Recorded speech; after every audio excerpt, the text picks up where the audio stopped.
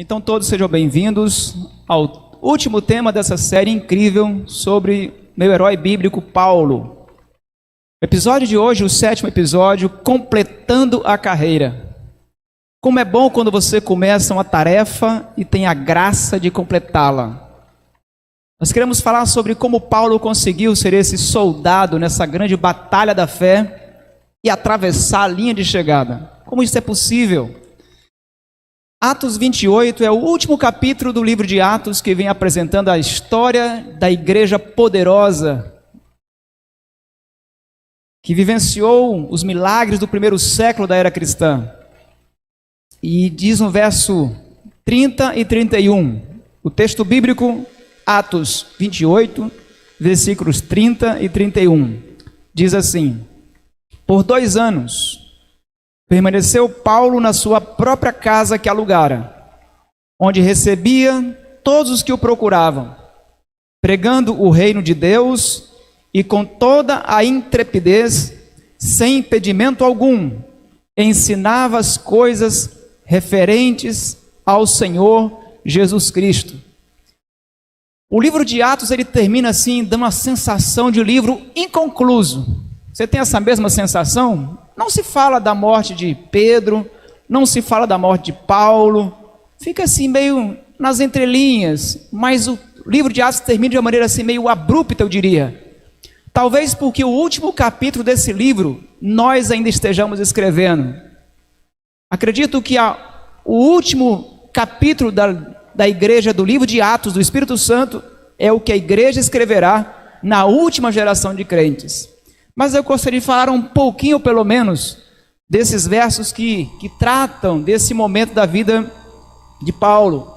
Paulo termina o livro de Atos fazendo o que Deus mais gosta de ver a igreja fazer, pregando o evangelho. Mesmo ali aprisionado, mas o evangelho nunca está algemado. O evangelho ele vai sempre estar no coração de todo homem e mulher livre, ainda que seja preso a paredes ou algemas ou correntes. Mas o evangelho de Deus manterá o coração e o espírito livre de todo aquele que o aceitar. Então Paulo poderia até ser detido em prisões, em algemas, mas o seu espírito sempre foi livre.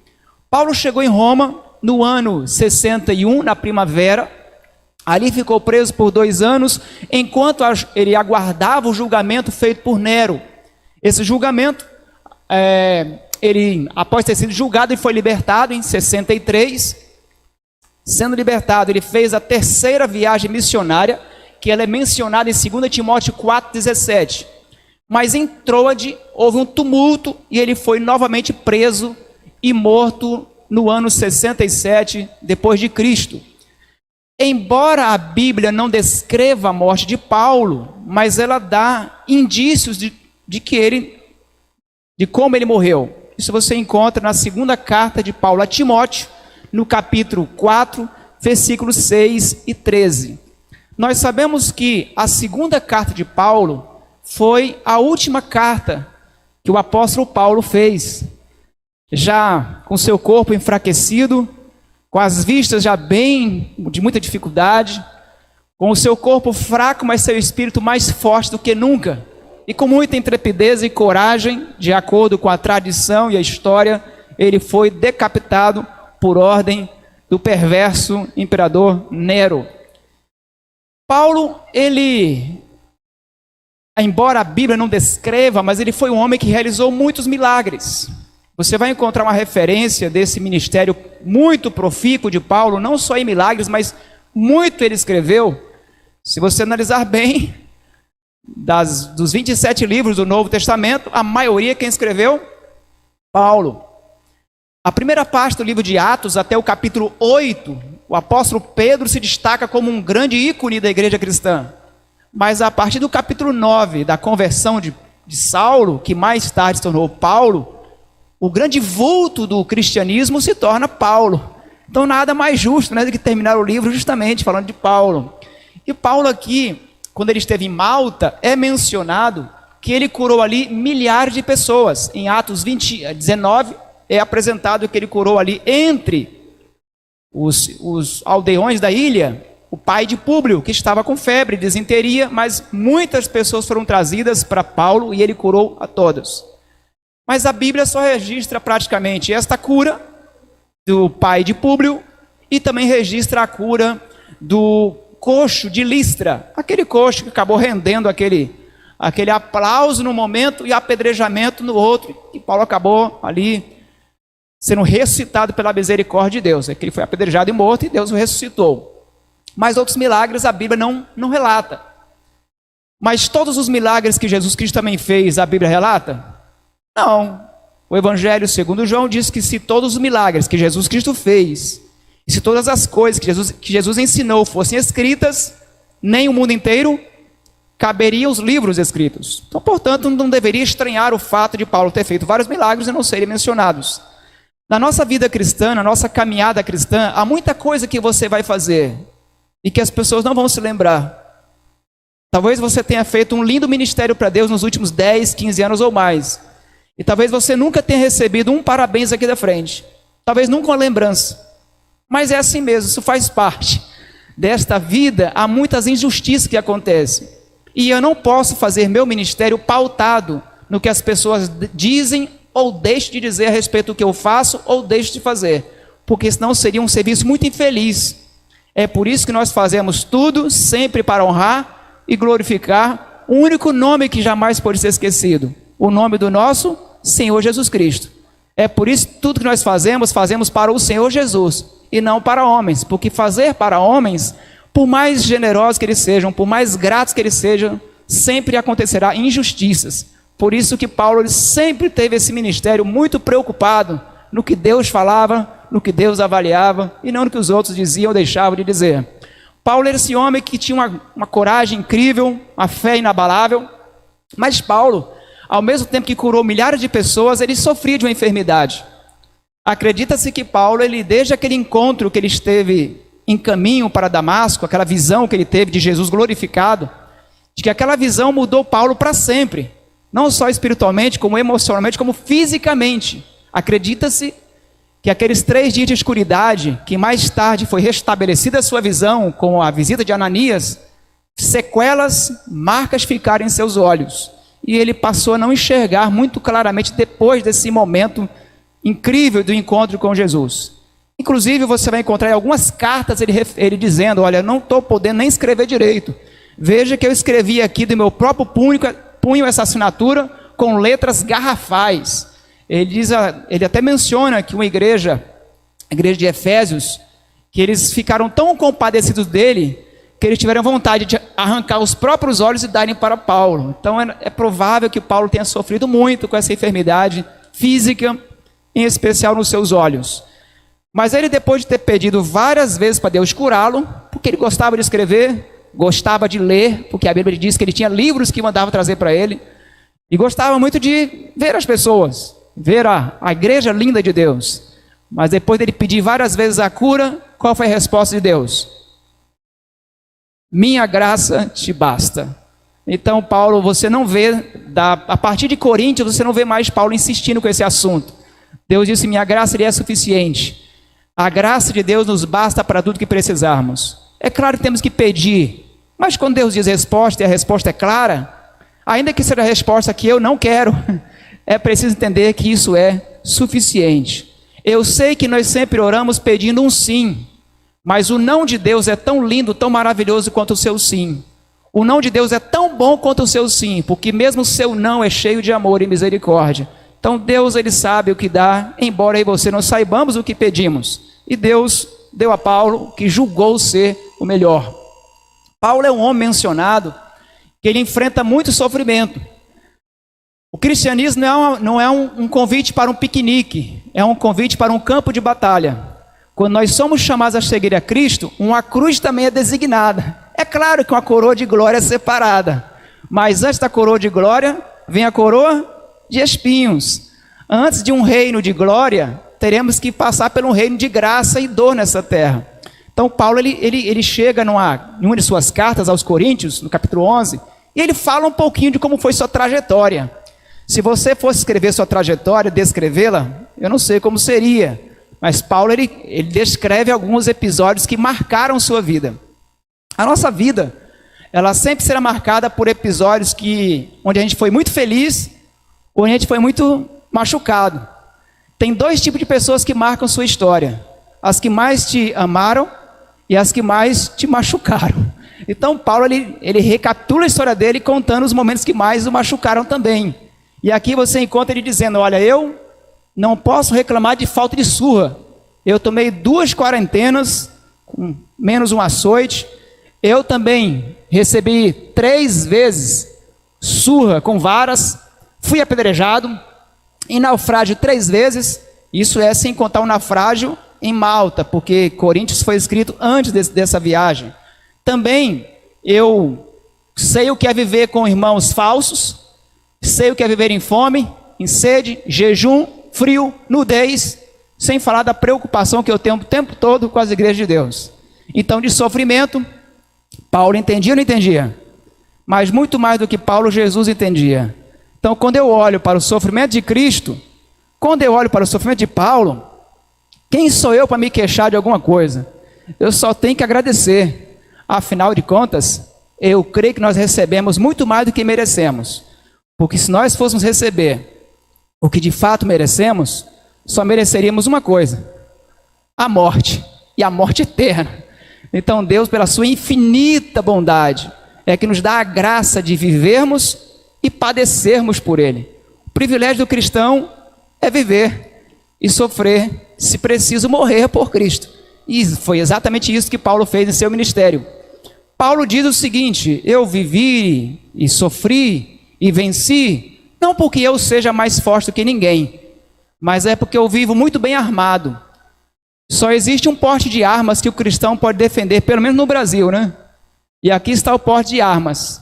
Qual é a arma que o cristão deve andar com ela de dia e de noite? A espada de Deus, que é a palavra de Deus, a espada de 2 gumes, deve estar sempre com o capacete da salvação, a couraça da justiça, calçado com os evangelhos da paz. E ele vai descrevendo, né, o escudo da fé, oração, e a armadura do crente não pode ser pela metade. Tem que ser completa. Ele diz: usai toda a armadura. Porque se deixar um pedaço faltando, imagine uma pessoa tentar entrar num campo de batalha sem sapato, sem botas, sem contorno. Então vai ter problema. Na primeira vez que pisar em cima de algo cortante, acabou a guerra para ele. Sem o capacete, todos precisamos da armadura completa. Quando se fala de Paulo, uma palavra para mim que se destaca em todas as suas epístolas, eu diria que é a palavra esperança. Paulo, quando fala para Tito da volta de Jesus, ele diz o seguinte: Tito, permaneça aguardando firmemente. E como é que ele chama a esperança da volta de Jesus? A bendita esperança. É essa esperança que desde criança nos manteve nesses bancos dessa igreja. É essa esperança que nos faz acordar cada dia disposto a lutar, a pregar e falar de Jesus. É essa esperança da volta de Jesus que trouxe você aqui nessa manhã. É essa esperança que precisa mover meu coração cada dia. E era essa esperança que impulsionava Paulo cada dia, até o dia do seu momento de silêncio que veio com a sua morte. Fico pensando que se eu fosse colocar uma palavra na lápide do túmulo de Paulo, eu acho que a palavra esperança caberia muito bem. Se fôssemos resumir a vida, ministério de Paulo e sua morte, há muitas palavras que eu poderia colocar que eu creio que encaixaria bem: esperança, fé, coragem, perseverança, paciência, amor. Quem falou de amor como Paulo, né? Um poema em 1 Coríntios 13, entre outras palavras lindas. Eu fico pensando, se Jesus demorar um pouco de voltar e viermos a dormir no pó da terra, e alguém fosse em uma palavra ou uma frase resumir nossa história, que palavra poderia ser usada? Se viermos a dormir, se viermos a morrer antes de Jesus voltar, e nossa esposa ou esposo ou filhos ou a igreja fosse em uma palavra resumir em uma frase a sua história e fosse escrever na lápide do seu túmulo, que frase você gostaria que escrevesse? Que palavra você gostaria que escrevesse e que resumiria a sua história? Eu quero terminar com essa fala de Paulo a Timóteo. Essa fala para mim, de todas as falas que Paulo falou, de tudo que ele escreveu, talvez seja uma das mais importantes na minha visão. Paulo diz assim: eu combati o bom combate, completei a carreira, eu guardei a fé. Já agora, a coroa da justiça está aguardada, não somente a mim, mas a todos, aguardada pelo reto juiz, que me dará naquele dia, não somente a mim, mas também a todos quantos amam a sua vinda. Como é bom saber que entramos numa corrida que o prêmio já está separado. Como é bom saber que estamos na corrida, que quem está julgando não é um juiz que pode ser corrompido por propina. Como é bom saber que estamos sendo avaliados por um juiz que sabe todas as coisas e que ele é justo acima de tudo. Agora, eu gostaria de desafiar cada crente na parte que eu acho mais difícil. Não é nem combater o bom combate, que eu acho que é difícil também. Mas o que eu acho mais difícil na vida cristã é completar a carreira. Eu não sei quantos aqui já correm há mais de 5, 10 anos. Vocês sabem que eu já sou neto de adventistas. Tudo que eu sei é de igreja. Eu posso saber muita coisa de muitos assuntos, mas de igreja eu sei alguma coisa. Mais de 35 anos dessa vida aqui. Eu fico pensando, meu Deus, a gente vai pensar... pelo menos quando eu era menino, eu achava que quando o tempo passasse, ficaria mais fácil ser cristão. Eu pensava que quando o tempo fosse passando, ia ficar mais fácil a carreira cristã. E eu até respeito quem pensa diferente. Mas eu não acho que está ficando nada mais fácil, não. Eu estou achando cada dia mais difícil. Cada dia parece que vai batendo mais cansaço. Vai batendo mais resistência. Mas eu quero contar uma pequena história para dizer o que eu acredito. Eu tive o privilégio de crescer na roça. E eu não aprendi a jogar bola, vôlei, basquete, tênis, essas coisas. Eu fui brincar depois de mais velho. Quando eu cheguei no colégio interno, eu comecei a brincar alguma coisinha. Mas eu não sei jogar. Eu sou perna de pau, como diz o outro. E lá no colégio EDESA, quando eu fui para lá, tinha a chamada Olimpíadas de Verão. E eu já sabia que ninguém ia me chamar para time nenhum. E de fato nunca me chamaram para time nenhum, porque sabia que não ia adiantar nada.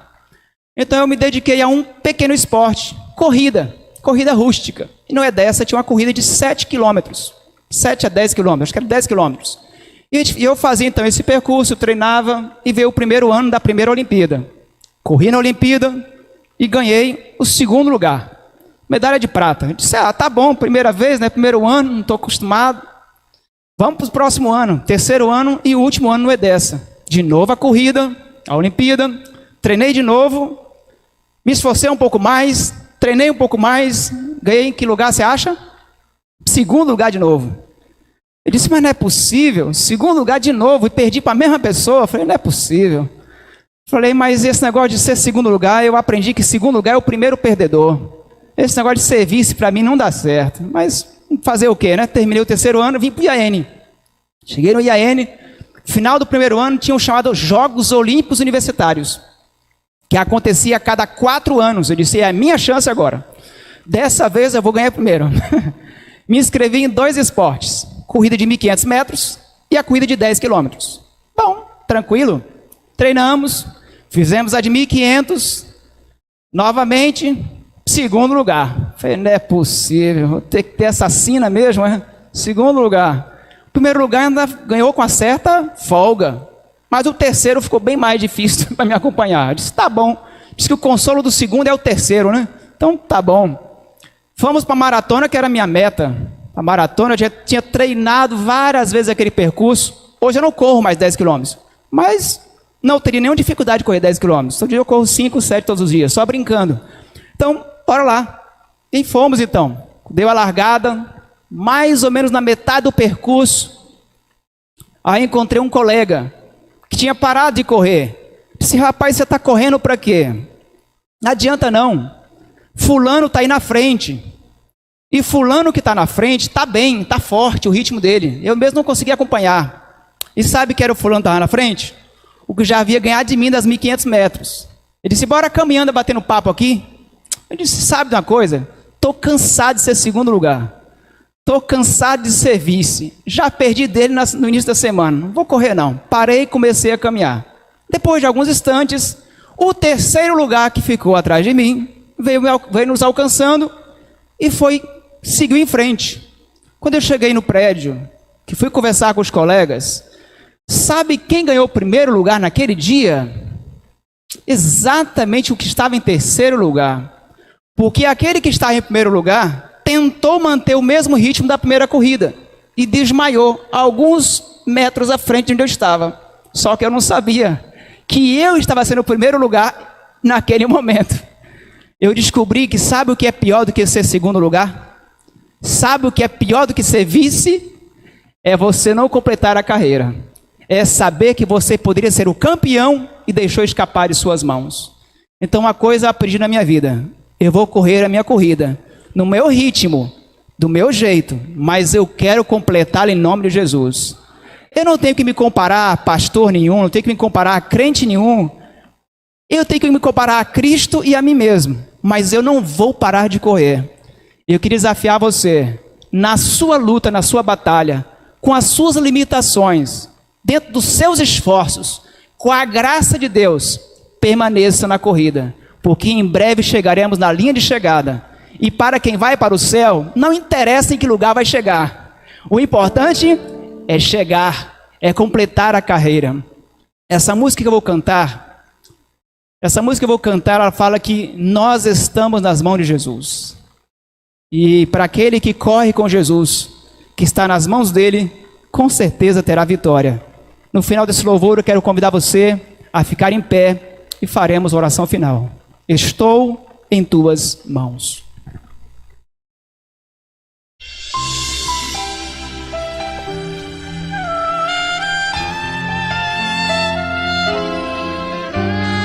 Como vou saber o que acontecerá?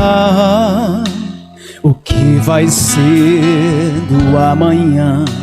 Não dá pra imaginar. Às vezes eu esqueço e deixo de enxergar que estarás comigo se o mal chegar. Estou em tuas mãos, a vida te entreguei. O meu futuro é teu, pois já te dei meu coração. Estou em tuas mãos e só confiarei em ti. Erguerei a minha voz e cantarei louvores mil, pois eu sei que estou em tuas mãos.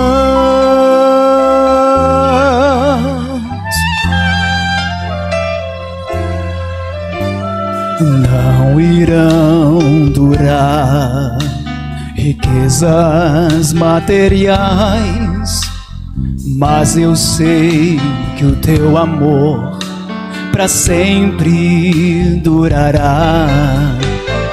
Hoje eu tenho a paz e descanso em ti, pois eu sei que sempre estás aqui. Estou em tuas mãos, a vida te entreguei. O meu futuro é teu, pois já te dei meu coração. Estou em tuas mãos e só confiarei em ti. Erguerei a minha voz e cantarei louvores mil, pois eu sei que estou em tuas mãos. Quando estou em meio à dor, me apoio em ti. Aí me torno forte, ó Pai, em tuas mãos.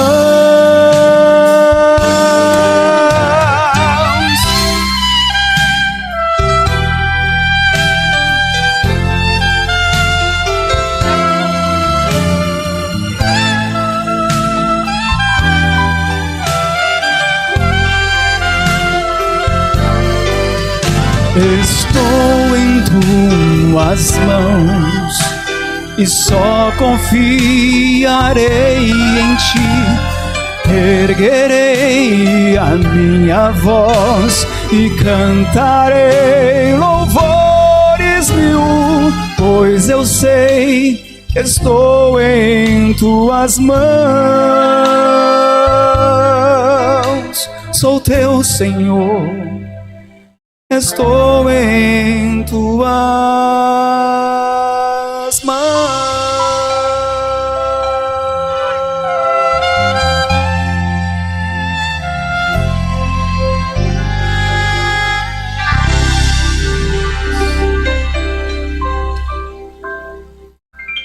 Vamos orar a Deus e vamos pedir que o Senhor nos ajude a completar essa carreira que nós começamos. Nosso Deus e nosso amado Pai, um dia o Senhor nos chamou das trevas, do pecado, da perdição, da morte eterna, e o Senhor nos chamou para a corrida da fé, e nós aceitamos esse convite, mas às vezes o cansaço nos vem, o desânimo, as dificuldades, os convites para desistir, as críticas para nos ferir. São várias as dificuldades que nós enfrentamos nessa corrida, mas pedimos que o Senhor nos ajude a manter nossos olhos fixos em Cristo, na nossa meta, na linha de chegada, a Nova Jerusalém, a vida eterna. Nós não queremos só combater o bom combate, não queremos apenas correr. Nós queremos completar a carreira, manter a fé e receber a coroa da justiça que o Senhor já separou para cada um de nós. Nos ajude a seguir em frente, nos sustenta, nos fortaleça, nos levante se estivermos caídos, mas nós queremos seguir em frente, pois nós te oramos em nome de Jesus. Amém. Que Deus continue nos abençoando sempre.